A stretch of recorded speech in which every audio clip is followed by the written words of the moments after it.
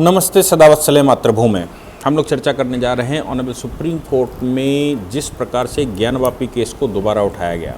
3 जजों की बेंच ने मामला सुनते हुए पक्ष को जिसने पिटीशन फाइल की है और क्वेश्चन के लिए एप्लीकेशन डाली थी, सुप्रीम कोर्ट ने उनकी उस याचिका को ये कहते हुए पेंडिंग में डाल दिया कि भाई इस पर इस पर पूर्ण रूप से एज पर सीपीसी अधिकार सिविल कोर्ट का है और सिविल कोर्ट पहले डिसीजन कर ले।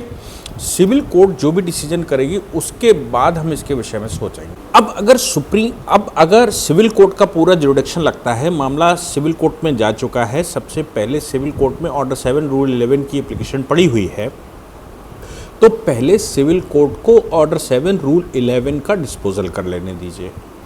जब वो डिस्पोजल कर लेंगे तब हम इस पर कोई सुनवाई कर सकते हैं, उससे पहले हम कोई सुनवाई नहीं करेंगे। मामला क्या है कि सुप्रीम कोर्ट में ये कहते हुए आया गया कि ये जो कमीशन अपॉइंट किया था, जिस कमीशन ने शिवलिंग वहाँ पर पाया है, जिस कमीशन ने वहाँ अंदर वस्तुस्थिति प्राप्त की है, जिस कमीशन ने अंदर भगवान की फ़ोटो निकाली हैं, हिंदू देवी देवताओं के चित्र निकाले हैं, अंडरग्राउंड ढूंढा है, अंडरग्राउंड में भगवान की तस्वीरें लगी हुई हैं, भगवान के उकरी हुई चित्र लगे हुए हैं, वहाँ का जो आर्किटेक्ट है वो पूरा हिंदू मंदिर का आर्किटेक्ट है।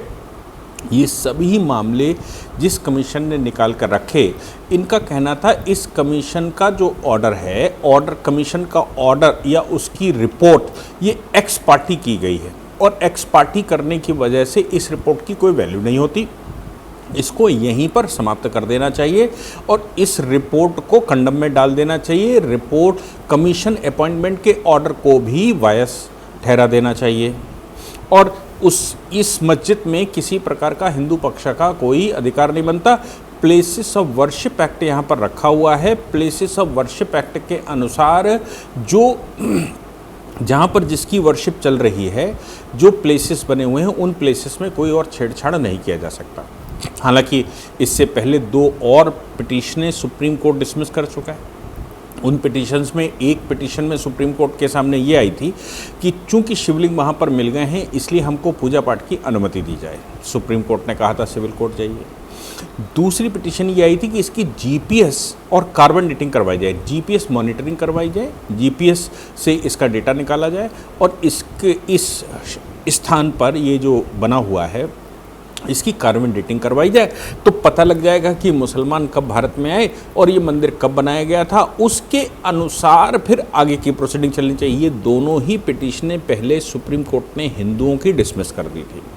अब इंतज़ामिया कमेटी आई है, इंतज़ामिया कमेटी लगातार कह रही है। हालांकि आपको याद होगा जब इंतज़ामिया कमेटी सुप्रीम कोर्ट में आई थी तो सुप्रीम कोर्ट ने कहा था कि सिविल जज जूनियर डिवीज़न का जो ऑर्डर है कमीशन का, वो किसी को भी किसी स्थान पर या फैक्ट इकट्ठे करने से कोई मना नहीं कर सकता।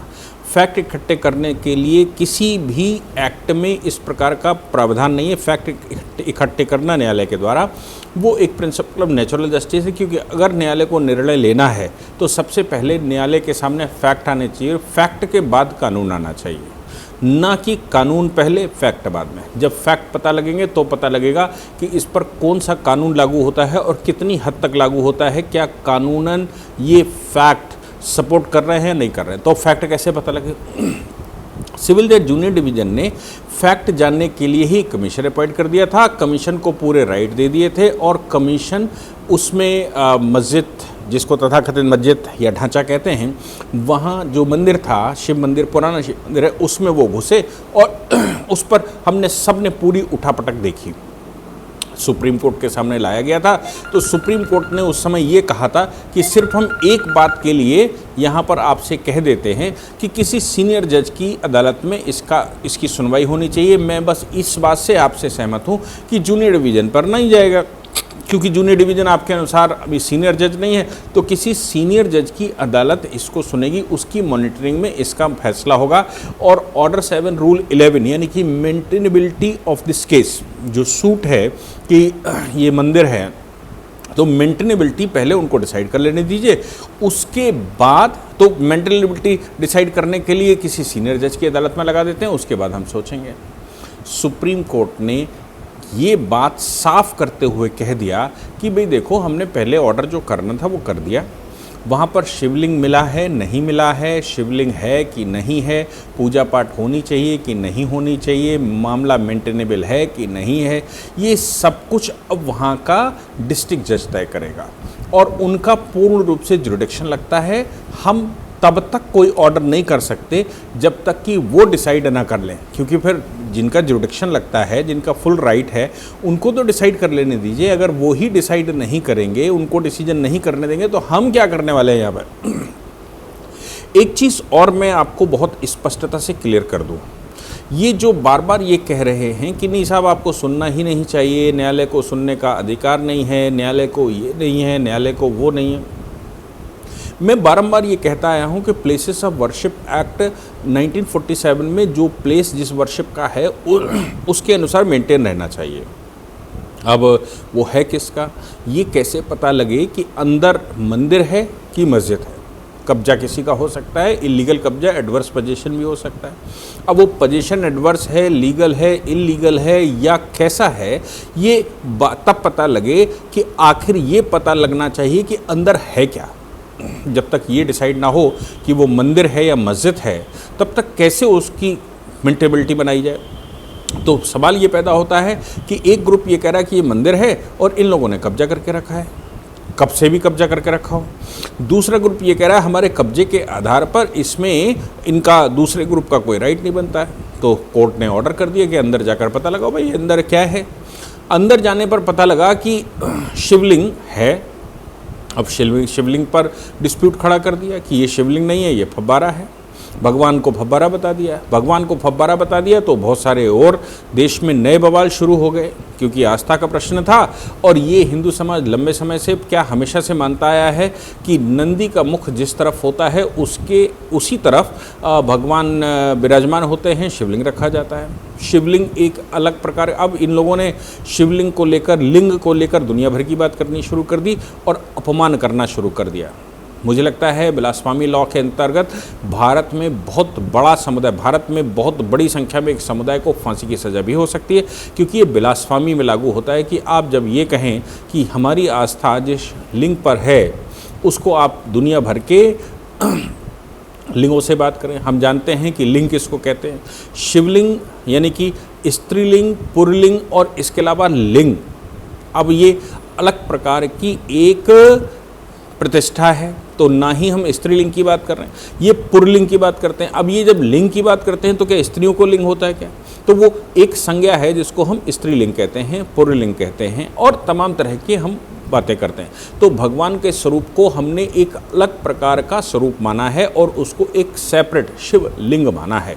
जैसे स्त्रीलिंग, पुल्लिंग और तमाम तरह के लिंगों की अभी आप हिंदी वालों से बात करेंगे तो वो तमाम तरह की बता देंगे। सवाल यहाँ पर ये पैदा होता है कि आपने जो बेइज्जती शुरू की है, जिसकी हमारी आस्था है, तो वो ब्लास्फेमी में लागू होता है। वो एंटी ब्लास्फेमी लॉज के तहत फांसी की सज़ा के प्रावधान है। तो जब इस प्रकार की चर्चा शुरू हुई तो मुझे लगता है कि देश में ब्लास्फेमी के कानून भी बनने ही चाहिए कि आप किसी भी देवी देवता के खिलाफ कोई भी बात करते हैं तो फांसी की सज़ा सुनाएंगे। नहीं, हम खाड़ी के किसी देवी देवता की, खाड़ी में जिनको आप मानते हैं, अपने पूर्वज मानते हैं, अपने अधिष्ठान मानते हैं, हम किसी की बात नहीं करेंगे।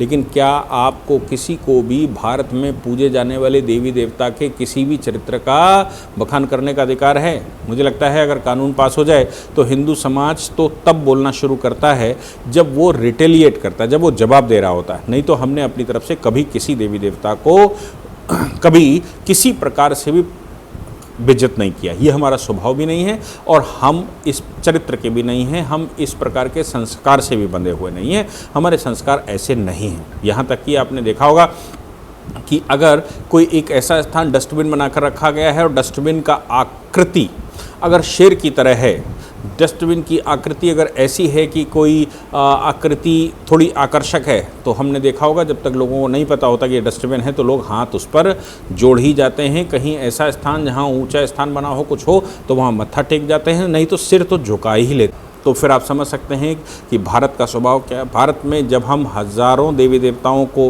पूजते हैं तो एक और देवी देवता पूज लिया जाएगा तो कोई बहुत बड़ा रॉकेट साइंस नहीं हो जाएगा कि खाड़ी का एक देवता आपने मान लिया और उसको भारत में पूज लिया गया। हमारे यहाँ कोई बहुत बड़ा प्रभाव नहीं पड़ने वाला। लेकिन सवाल ये पड़ता है कि जब आप ये कहते हैं कि हमारा देवता ही सर्वश्रेष्ठ है और बाकी जो आप देवी देवताओं की पूजा करते हैं वो सब किस किस कैटेगरी के हैं और क्या क्या शब्द इस्तेमाल करते हैं, तो ब्लास्फेमी के लॉ के अगर यहाँ पर भारत में बन जाए तो मैं मान कर चलता हूँ कि एक पार्टिकुलर समुदाय के 100% लोग, 1-2% छोड़ दीजिए, उनमें से होंगे जो इस तरह की बातें नहीं करते, नहीं तो 90% लोग फांसी की सज़ा के लिए तत्पर रहना चाहिए। मतलब उनको वो उसमें क्राइटेरिया में आएंगे क्योंकि उनका स्वभाव बन गया है इस प्रकार के चरित्र की चर्चा करना।